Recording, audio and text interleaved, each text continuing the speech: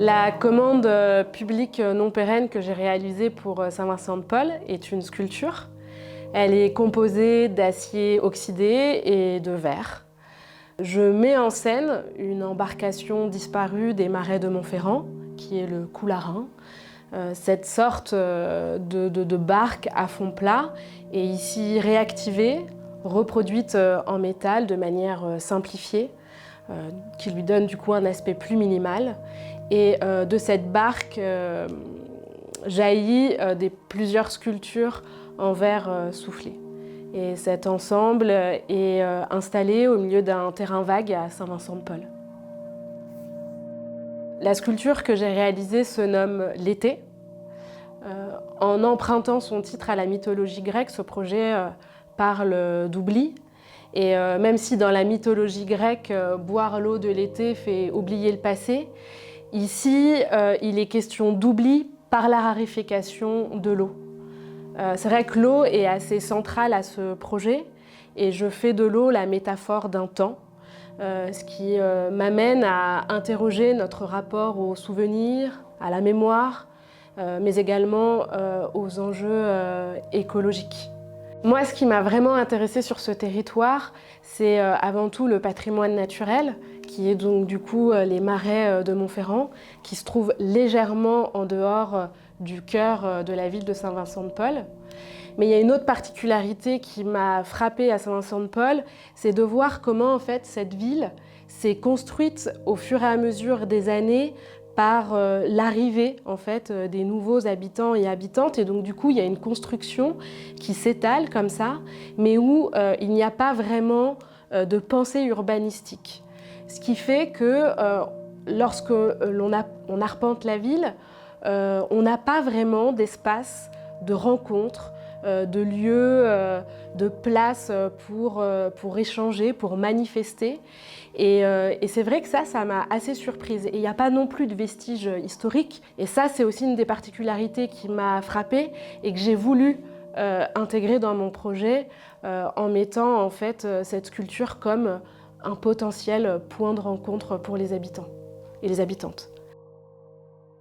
Un des axes sur lesquels j'ai travaillé a été vraiment du coup plutôt les marais. Mais là, j'ai mis de côté l'aspect plutôt naturaliste des marais pour m'intéresser à son histoire.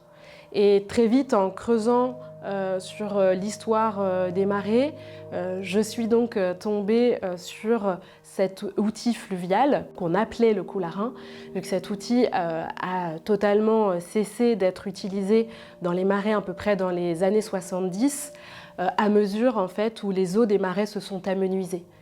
Et ça, c'est un aspect qui m'a assez intéressée, et à partir de ça, ça m'a permis en fait d'aller directement à la rencontre des habitants et des habitantes de Saint-Vincent-de-Paul pour convoquer les récits autour des Coularins.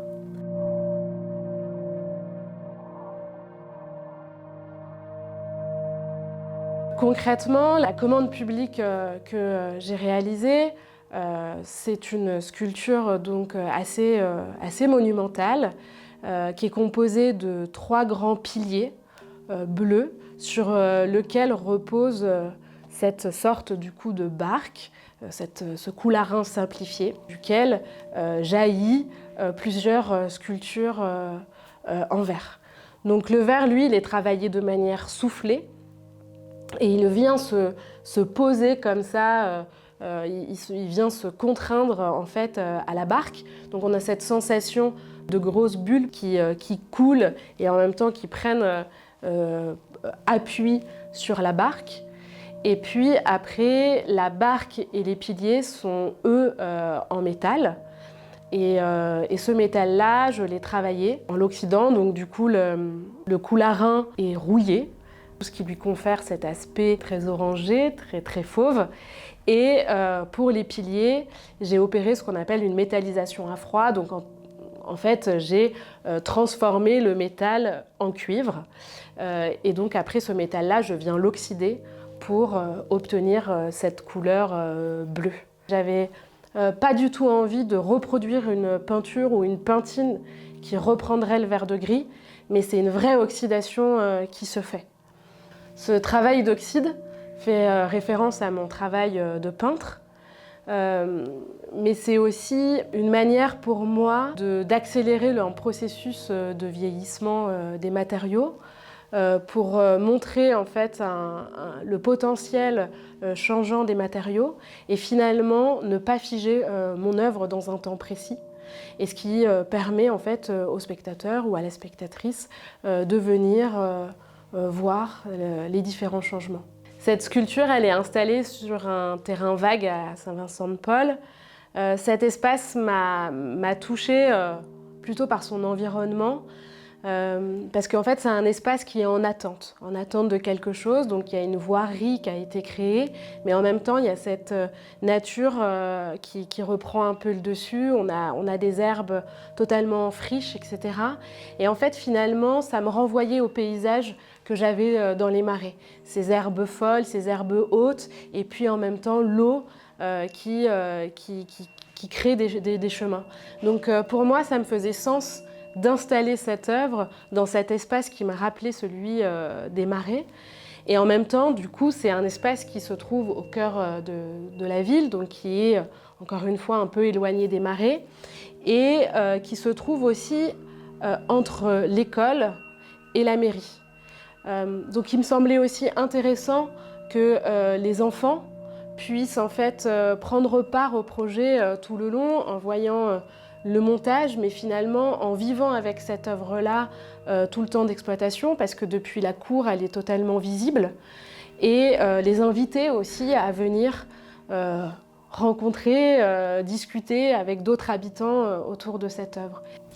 Tout le travail que j'ai fait avec les habitants et les habitantes à Saint-Vincent-de-Paul, je ne l'ai pas fait seule, je l'ai fait grâce au travail de ma médiatrice, Séverine, qui m'a aidée vraiment à aller à la rencontre de ce public. Et moi, ce qui m'a surtout en fait, permis de réaliser une réelle enquête sur le terrain, parce que j'ai pu rencontrer en fait des familles assez iconiques de Saint-Vincent-de-Paul, et j'ai pu glaner des histoires, des récits autour du Coularin finalement. Grâce à tout ça, j'ai un peu commencé à tisser la tapisserie en fait de l'histoire du Coularin. J'aspire à ce que cette sculpture soit un point de repère dans la ville pour les habitants et les habitantes, afin qu'ils puissent se retrouver autour pour échanger des histoires, des souvenirs, des récits qui sont propres au patrimoine naturel des marais, et ainsi créer du lien intergénérationnel. C'est vrai que la société dans laquelle on est aujourd'hui, où tout est hyper vitesse, où la production est dépassée par la surproduction, où l'information coule en continu et où finalement l'individualité règne, je me pose la question de qu'en est-il de la transmission, et quel monde nous allons laisser demain aux futures générations. Et finalement, c'est ces interrogations-là qui sont au cœur de ce projet.